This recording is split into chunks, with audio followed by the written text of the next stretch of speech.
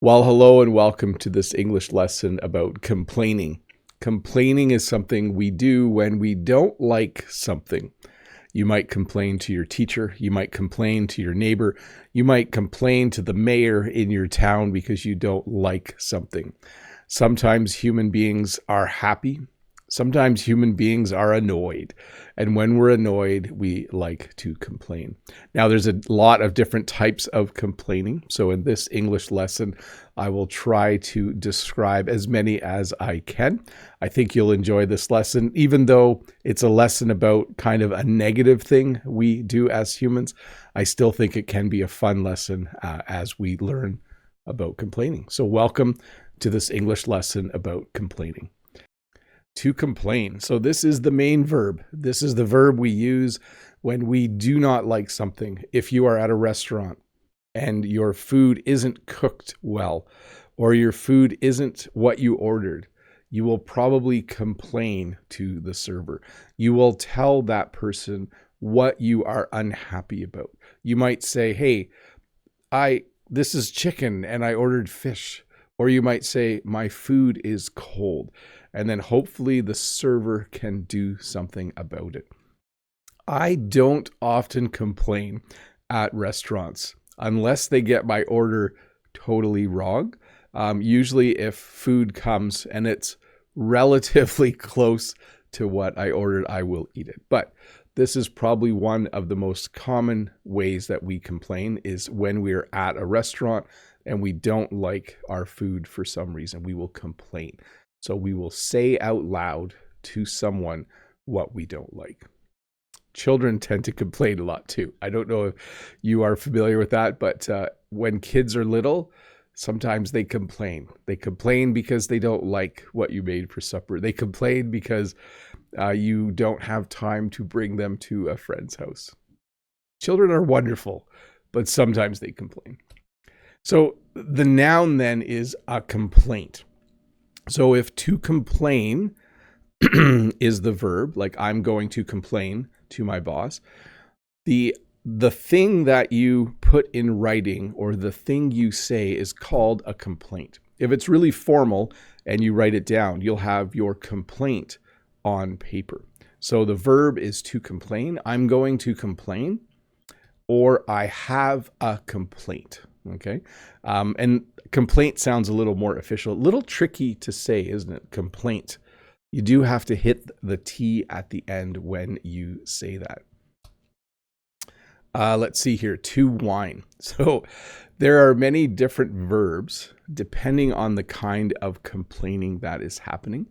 Often we will say that children will whine and complain. We'll use both verbs together.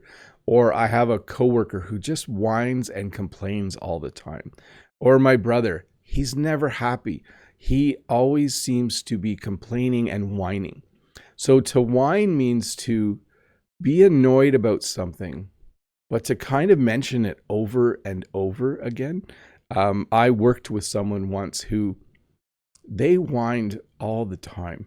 They would whine about everything at work. It was not fun to work with that person because they would whine so much. So again, to whine is simply another way to say complain. To protest is a more formal kind of complaint, a more formal way of complaining. If you are upset with the government, if you are upset with your employer, you might protest. When you protest, it means you get together with other people who are also upset, and you stand around with signs and you protest what is happening.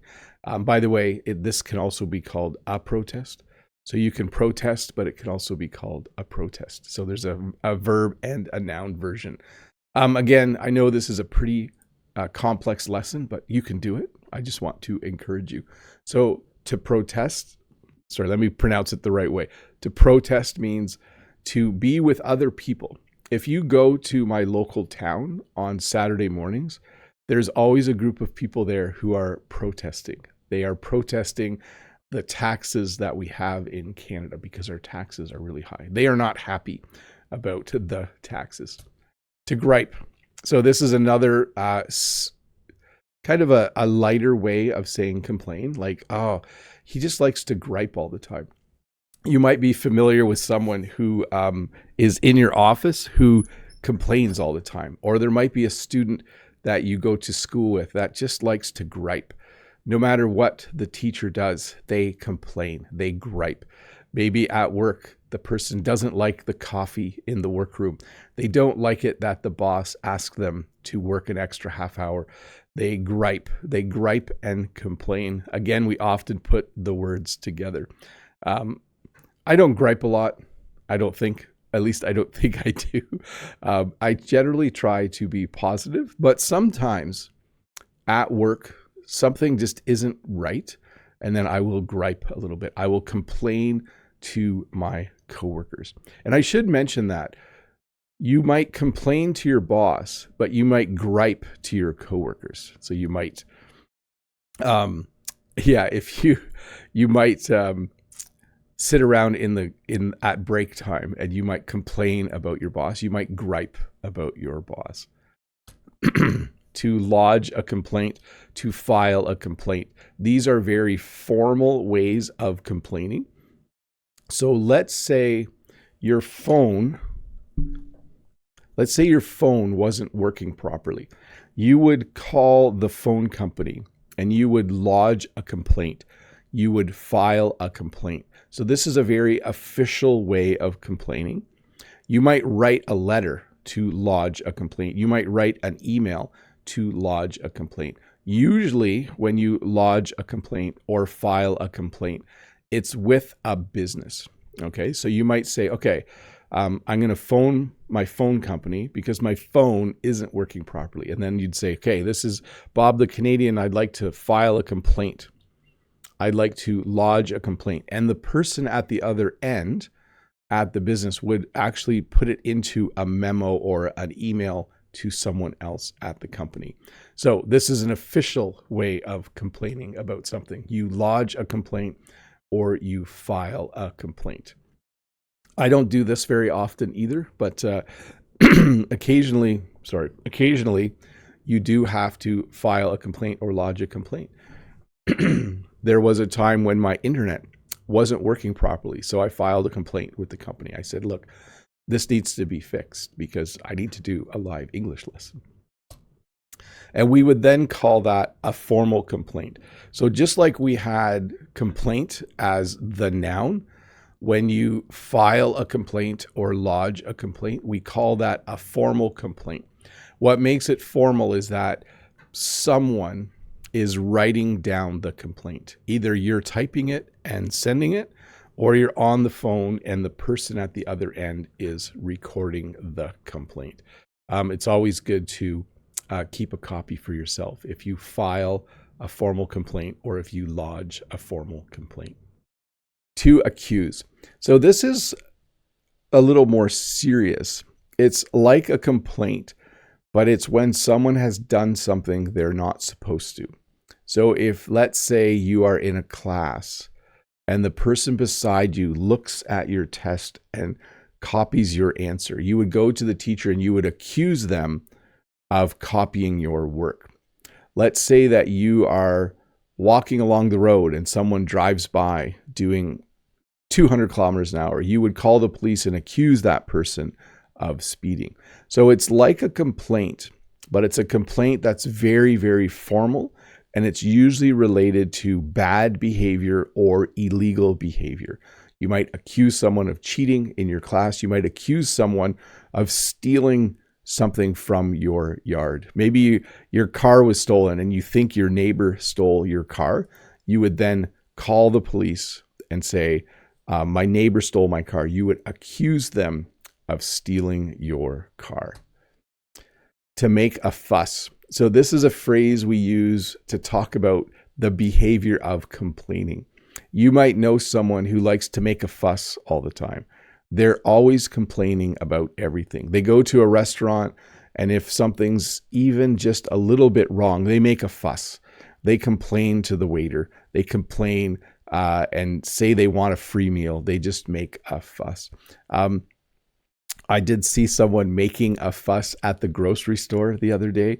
I was in line and the person at the front of the line was annoyed because they didn't have a bag and they had to pay for a grocery bag.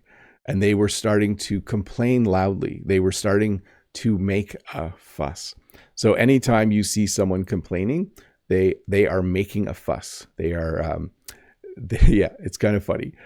Fuss is a funny word, isn't it? To make a fuss. To grumble.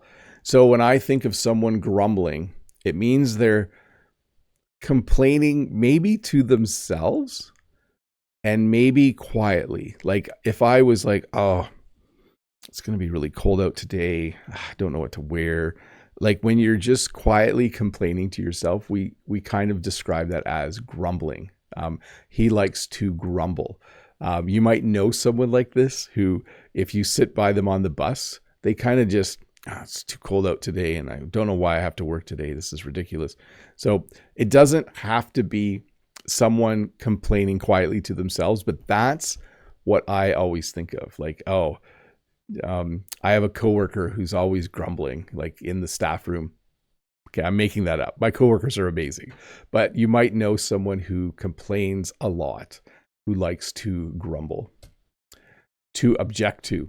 So when you object to something, it's very similar to protest, okay? But it's not as, like you're not going out with signs necessarily. When you object to something, it means you don't like it. So you might work somewhere and the boss might say, everyone needs to work on Saturday. And you might say, I object to that because I can't work Saturday. I have to go to a wedding. So it's a very like formal sounding way of complaining, but it basically means someone has told you something and you don't agree with it. That's a tricky one, isn't it, to object to? Let me try to think of a better example. Prices keep going up and people are starting to object to the price increases. People often object to the price of gas. They don't like it that gas is so expensive. It's $1.50 a liter in Canada right now. That's a little bit too expensive. I object to that. It basically means you are opposed to something. To find fault. So again, some people will look at something you've done and they will look for your mistakes. They'll look for the errors. We often find fault in other people. If I say too many people speed driving down my road, I am finding fault in them. I am identifying a behavior that I don't like. Teachers will find fault in students' work. It's part of our job. We look for mistakes and errors, but we also do this in life where you will find fault in another person. He's always late for work. She borrows my car and doesn't put gas in it afterwards. He's always asking to borrow money. So I am finding fault in people. I am complaining about those people by saying something about them that bothers me or that I find annoying. To criticize. So this girl's saying, you don't work hard enough. Excuse me. When you criticize, it means you, again, there's something someone's doing. There's a behavior that you don't like, okay? So you might have a coworker and you might just say, you don't work hard enough. That's really rude, by the way, to say that, but you might say to them, you don't work hard enough. You need to work harder. You can also criticize someone's appearance. So it's kind of like a complaint, but I could say, oh, I don't like your haircut.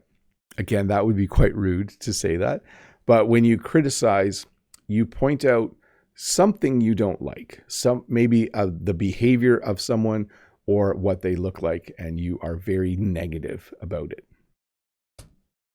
To bellyache.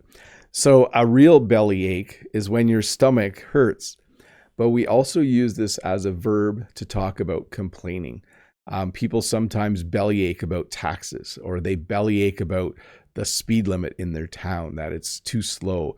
They might bellyache about the price of groceries. So when you bellyache, it simply means that you are complaining.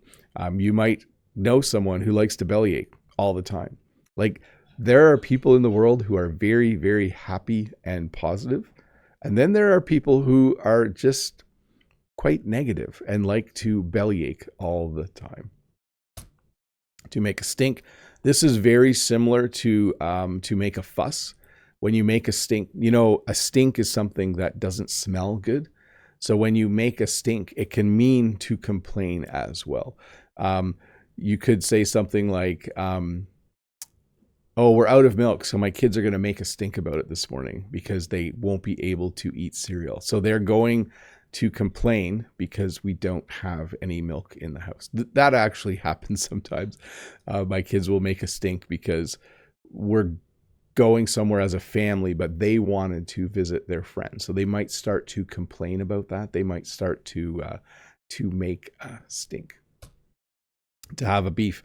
When you have a beef with someone, it means you are annoyed with them. When you have a beef with someone, it's an ongoing conflict, like a minor conflict. You might have a beef with someone at school. You might have a beef with someone at work. It means that you don't enjoy talking to that person and you like to complain about them. Okay. So he has a beef with his boss because his boss doesn't pay him enough. He has a beef with his teacher because she keeps giving him really low grades. So you might have a beef with someone. It's not good to have a beef with someone. You should always resolve all of your issues. And then we have to go on and on. When you go on and on, it means you're complaining and you don't stop complaining. I'm sure we all know someone like this. Once they start complaining, they go on and on. They complain about how their day isn't going well. Their coffee wasn't hot enough this morning. They were late for work. Their boss was mean to them. They go on and on. They don't stop complaining.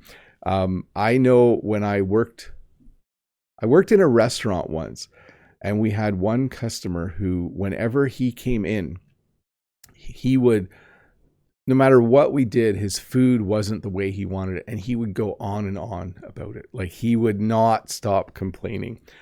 So again, to go on and on means to complain and to keep complaining. Like, complain and complain and complain and to go on and on. To chirp, this is something that happens in sports, and this might just be a hockey term, but or a Canadian term. But when you complain to the referee, or when you complain to the umpire, we sometimes say you are chirping. He likes to chirp at the ref. Like, that would be like kind of complaining that the ref made a bad call. So you might chirp at the ref. Players sometimes chirp at each other as well. It means to kind of complain a little bit while you're playing a game, or it can even mean to insult someone. A grievance. So this is a very official complaint. So you can file a complaint. You can file a formal complaint. You can also file a grievance or make a grievance. This usually happens at work or maybe with the government, where you have a complaint and you decide that you want to make a grievance. So a grievance is usually in writing. So let's say I was very upset with snow removal. I might have to file a grievance in the township office saying the snow removal was not done correctly this year. So a grievance is a very, very formal type of complaint. To rant. This is Rick Mercer. He is someone who had a TV show, and every week he would do a rant. He would talk for a minute or more, and he would complain the whole time about the government. And it was usually very, very funny. So a rant isn't normally funny, but when he did it, it was. So a rant, or when you rant, means to complain for a long time about one thing. Usually when someone is ranting, they don't let the other person talk. Like, oh, I went to my boss and I just ranted about the hours I have to work for like 10 minutes straight. It means you complained without stopping for a very long period of time. To be mad, to be angry. Now, there is apparently a slight difference between these two verbs, but these verbs describe someone who is upset about something. The other day I was mad because my car wouldn't start. The other day I was angry because my car wouldn't start. I use them interchangeably. Some people will say that if you're upset, you're angry. If you're really upset, you're mad. Some people will say the opposite, but I will just tell you this: in English conversation, if you say, oh, I was mad because I forgot to bring my jacket to work, I was angry because I forgot to bring my jacket to work, they mean the same thing. I think we use this one a little bit more. I was mad because the internet stopped working last week during my lesson, or I was angry because the internet stopped working during my lesson. So I use them interchangeably, but they mean to have a strong negative emotion about something, to be upset, to be annoyed, to be aggravated. You are mad or you are angry. To have an outburst. So I feel bad that I use this picture of this little kid. This isn't one of my kids, but when you have an outburst, it means you start crying and yelling. Usually children will have an outburst, but you might see an adult have an outburst. It means that you complain and then you start to raise your voice. Maybe you start to shout. When you have an outburst, it's not enjoyable for the people who are seeing it. I did see a person have an outburst at a store once and started yelling at the cashier. It was not a pleasant experience, but I'm sure it's more common to see a child have an outburst. So they obviously want to complain about something. They are upset, but they do it by speaking very, very loudly. And then we have the phrase to lose it. To have an outburst and to lose it mean something similar.